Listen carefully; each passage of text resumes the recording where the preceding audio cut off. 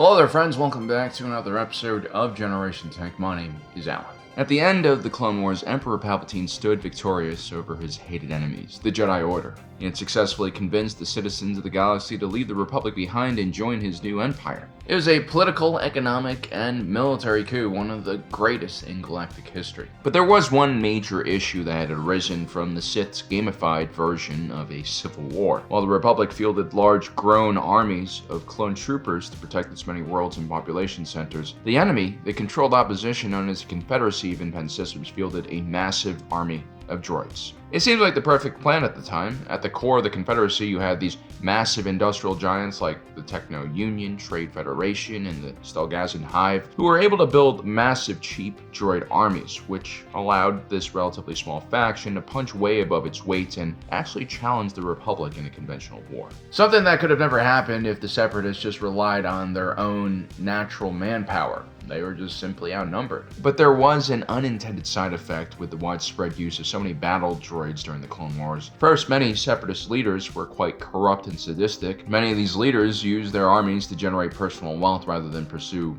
just purely military objectives. You had guys like Wat Tambor who used this droid army on Ryloth to loot and steal whatever valuable goods the locals hadn't bolted down. You also had Zygerian generals using battle droids to enslave other living beings. This is really just a problem with the Sith and their operations. Their inherent lack of morality and care for other people always causes major issues like this. And we haven't even mentioned all the tiny villages and also not so tiny major cities that have been razed to the ground by these military forces. And so by the end of the Clone Wars, there was a pretty large population of people who were traumatized by droids. Let me take a look at Din Djarin. He's a pretty balanced, level-headed individual. He's not one to hold prejudice against entire groups he doesn't really understand, like the Tusken Raiders, for instance. But he has some very clear hatred for droids, something that he really struggles with. And this is because as a child, his village was attacked by the Separatists and he lost his family and almost his own life because of these automated horrors. Anti-droid sentiment would grow all across the galaxy. It wasn't just concentrated in the Outer Rim. Even in the core regions where automation and droid labor forces were a major part of life, opinions soured around droids. More than ever before, people were questioning the reliability and safety of these machines. And you also started seeing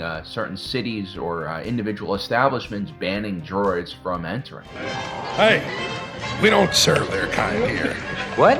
Your droids. They'll have to wait outside. We don't want them here. Why don't you wait out by the speeder? We don't want any trouble. You also had more and more people using restraining bolts, which really limit what a droid can do.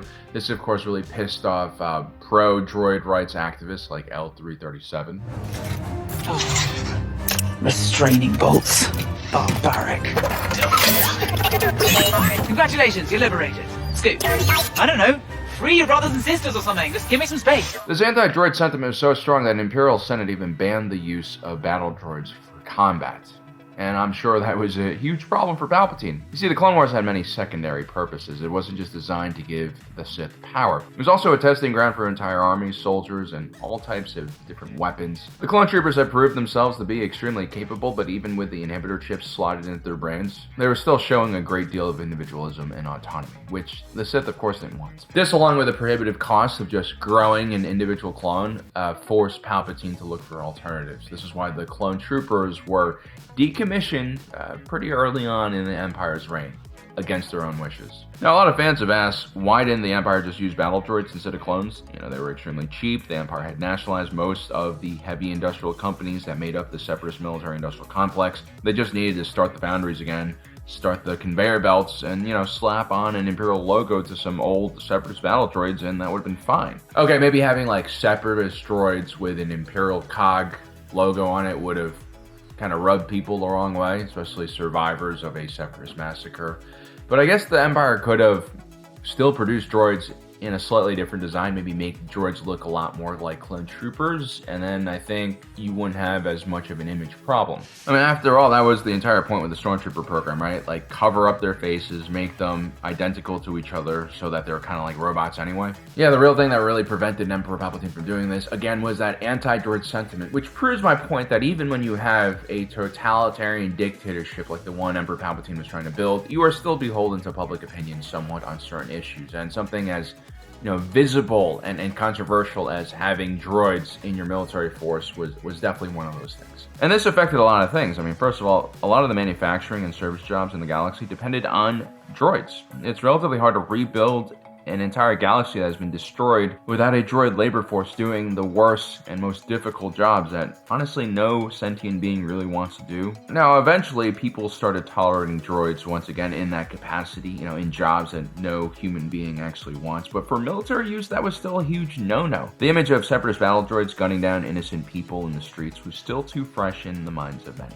And thus came a brilliant loophole. Remember, if a law exists, there's always a way around it, somehow, if you really want to get around it. The Empire commissioned the creation of the KX series security droid. Security droid is the main word here, not battle droid, and in all fairness, the KX series was really well built for security. The thing is, security droids can be very useful on the battlefield. I mean, the B-1 battle droid originally started out as a Trade Federation security droid, right? We all remember that. I would also argue that designing a droid to patrol in populated areas where one has to separate troubled individuals from the general civilian populace is much harder than putting together a simple battle droid, which you can just point in the general direction of your enemy and unleash in the thousands without having to worry about, collateral damage or killing innocent people. Designed by Arrakit Industries, the KX series was an incredibly robust and advanced design. At 2.16 meters high, these things were massive and designed to be seen by the public and respected, or at least feared. The very presence was supposed to be a deterrence. And more importantly, when Arrakit programmed the KX series, they left out that very important line of code that says, "Do not harm sentient beings."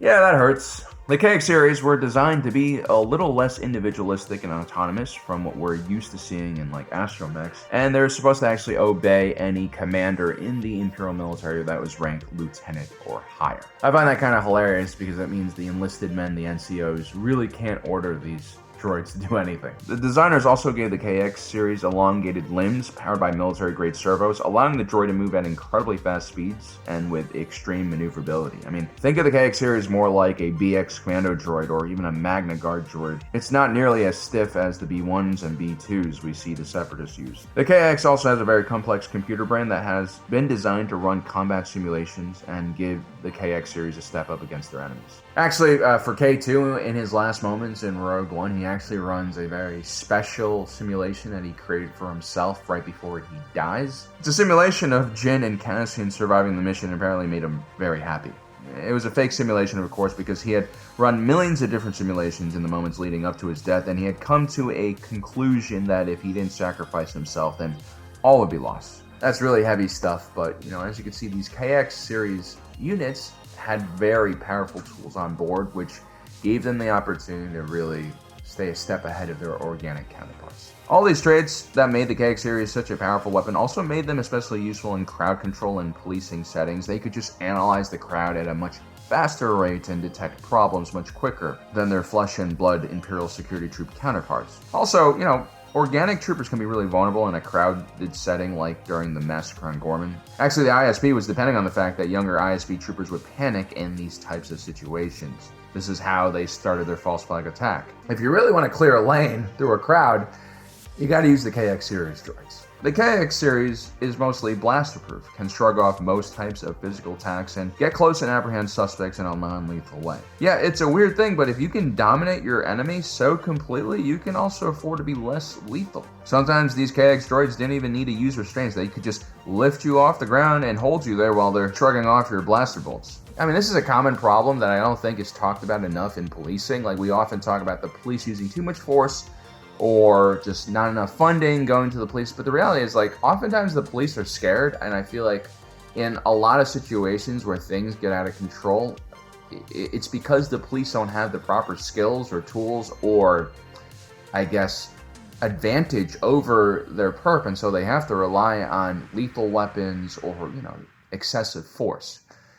This is why I think the Empire is using a 2-meter tall robot that can just come in and non-lethally subdue people and, honestly make people look silly. You don't even get a chance to strike back against this thing. And if you really don't comply, they can just throw you like several meters into the air like that poor Gorman resistance girl. And yes, when you land on your head from that distance, death is very likely to happen. I really appreciate that Andor added this scene. I know it's like not the most exciting death, but yeah, you know, gravity kills just like anything else. And the fact that the KX series doesn't even need a weapon to kill an organic makes it exceptionally dangerous. And also a security droid, apparently, and not just the killer robot. This is essentially like what 100 men versus one gorilla would look like. It'd be like a KX series just throwing humans in the air and killing them. The KX series droids weren't just built to be massive combat frames, mind you, even though they kind of look like they are. Equipped with built-in comm systems and computer interface arms, they were able to interact with most Imperial systems as well. And they were also pre-programmed to drive up to 40 different Imperial vehicles, with the ability to quickly learn how to operate new vehicles. They were also given basic social programming that allowed them to operate as escorts or defend Imperial installations, although they did have a tendency to take certain statements too literally, like they didn't really register sarcasm, which I find hilarious, given how K2 turns out. And so the KX series droids, because of, you know, how they're shaped, how powerful and strong they are, really make a wonderful all-purpose droid for any Imperial garrison. The sheer amount of things they could do made them as useful as any Imperial trooper, except they never complain about being tired or need any sleep or food. I mean, a KX series droid could unpack an entire cargo freighter while the men are just resting or doing some training. It's really a great platform, all things considered, and I think it would have been very useful to deploy these droids in larger numbers in active units. And unbeknownst to the Senate, while the KX series happens to have all the same digits that we do in our hands, and ergonomically most blasters fit very well into their arms. And while some senators might consider that illegal because it turns the KX series security droid into a battle droid, the only time we actually see the KX series deployed en masse with weapons was against the Mandalorians on the Night of 1,000 Tears, which I'm sure that the Imperial Military didn't really, brief the Senate about at all. It makes a lot of sense that the Empire would use KX series droids because Mandalorians are extremely difficult to kill, plus it seems like the whole planet was covered in nuclear fallout, so the droids were probably better suited in that situation. And I think this might be one of the other intended usages for the KX series droid, right? You have dangerous environments that would normally melt, plastoid. You can send a KX security droid in there and they'll not only be able to survive, they'll be able to function like it's a normal environment. On top of that, yeah, you might want to use them against Mandalorians or other special hero units like the Jedi. These things would be good at taking on a Jedi. So there you have it, guys. That is my assessment of the KX series droid. As you can see, even the Empire is beholden to public sentiment, and of course, they also find an easier way around this loophole by creating this very unique kind of multi-purpose security droid. Let me know in the comment section below what you guys think. Don't forget to subscribe, hit that notification button down below so you don't miss out on the rest of our awesome content. As usual, my name is Alan, reminding you that my allegiance is to the Republic, to democracy. I'll see you next time.